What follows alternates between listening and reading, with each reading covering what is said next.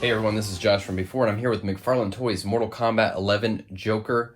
Not only are we getting 3 Jokers from the DC multiverse in the current wave, we're also getting this Mortal Kombat version of the Joker. Man, he's pretty cool looking. Definitely a lot of paint missing. The Mortal Kombat line, they do these waves, waves of 2 figures. I think they gave Kotal Khan all the paint apps. I think they gave him 2 figures worth of paint apps, and our friend Joker here took a hit, unfortunately. But we'll get him out in a moment. First, let's take a quick look at the box. A box that could be vastly improved by crediting the sculptors, painters, photographers, graphic designers, etc. that helped bring this figure to life, because it looks really sharp, and I think they should be proud of their work and get the credit for it. All right, guys, let's get him out of here. Man, this guy looks really sharp. That face sculpt is fantastic. It's got, sort of Heath Ledger-ish, messy paint extending past his mouth onto his face. It looks really good. A little more human-looking Joker, more so than any of the other, I think, figures that we've gotten from the DC Multiverse line that are far more exaggerated and have huge teeth, that could open his jaw if he had teeth that big, in real life. This is a little bit more on the realistic side. I mean, I could, just because there aren't many other options in this style, I could see somebody trying to go make maybe a Heath Ledger or even a Joaquin Phoenix. I know he doesn't totally match their faces, but he's just a little bit more human looking than the exaggerated cartoon comic-y faces we get in the multiverse line. I gotta say, I find these video game figures to have textures that seem a little mechanically rendered.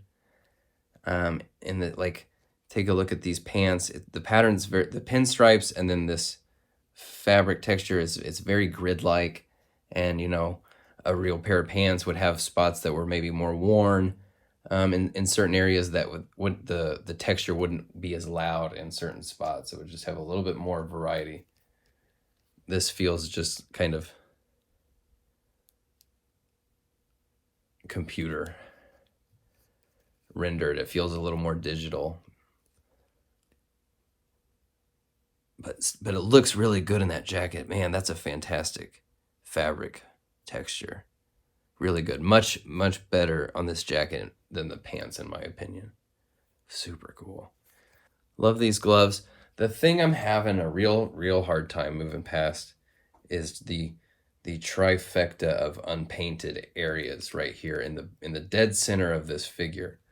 The belt on the pants, these suspenders, and this it's not paisley, just whatever pattern is this raised pattern on his shirt. If it were one or even maybe 2 of these things were missing paint, it would be a little bit easier to overlook. But the fact that it's all 3 just dead center here, it really hurts this thing. I mean, I try to be understanding and not just like, the reality is paint is more expensive now.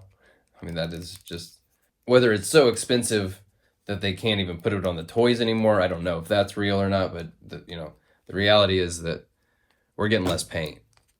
And I try to overlook it as much as I can, but man, on something like this, it really hurts. He comes with this pretty wicked cane here that it's also kind of a hammer hook, big weapon, obviously.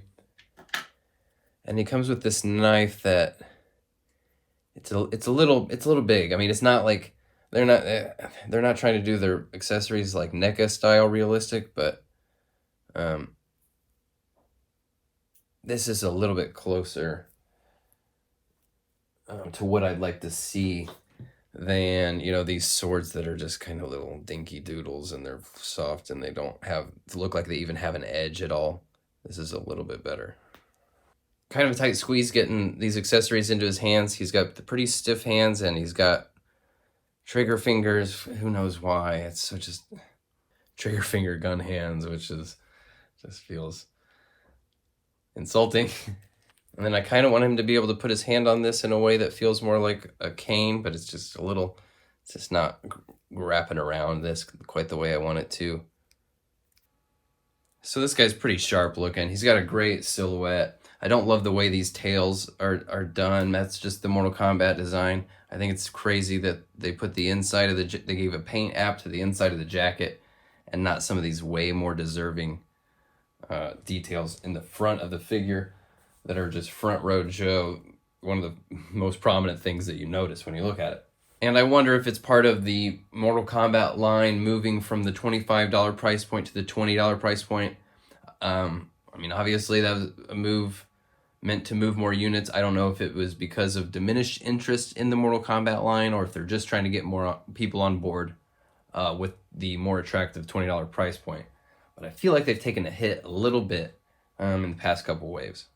Moved him around a little bit. Clearly a fantastic range of movement in the head.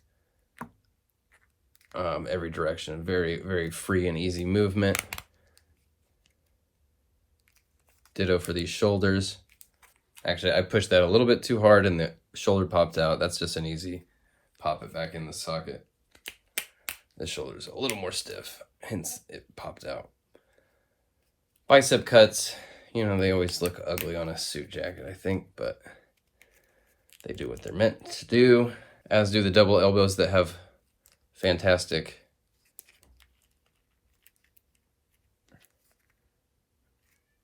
range of movement. A little bit ratchety looking in there, by which I mean literal little ratchet grooves there. Pretty stiff all over, but once you get them freed up a bit of side to side movement there. The coat is glued up to the breast piece here, and it's not attached underneath, so you can get a little bit of movement there, but nothing worth noting in the crunch department. Legs move fairly easy. This pelvis piece is very, very pliable, although maybe prone to stretching a little bit if you push it too hard. Double knees are great.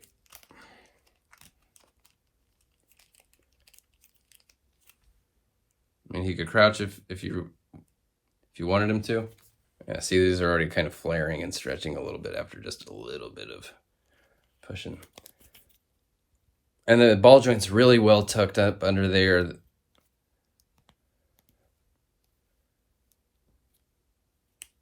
With a great range of movement and toes as well. Here he is with some other characters from the Mortal Kombat 11 line. Again, I think more evidence that this Kotal Khan is totally scaled wrong. He shouldn't be. The thing is, Joker's leaning over even, so if he were standing up taller. Like his shoulders are above Kotal Khan's, that's kind of crazy. And here he is in good company with some of the DC Multiverse Jokers. Once I have that full 3 Jokers wave, I'm going to do a Joker ranking video, and I will include this guy with the other Multiverse Jokers, just for fun. There you go, guys. I think a lot of people are going to be attracted to this slightly more realistic, human-looking Joker, and it's a great figure. I'm having a really hard time moving past the missing paint, but this guy's a lot of fun, and he definitely carves out his own worthy space, even next to all the Multiverse Jokers. All right, guys, I will catch you on the next one. Thanks for watching. Bye.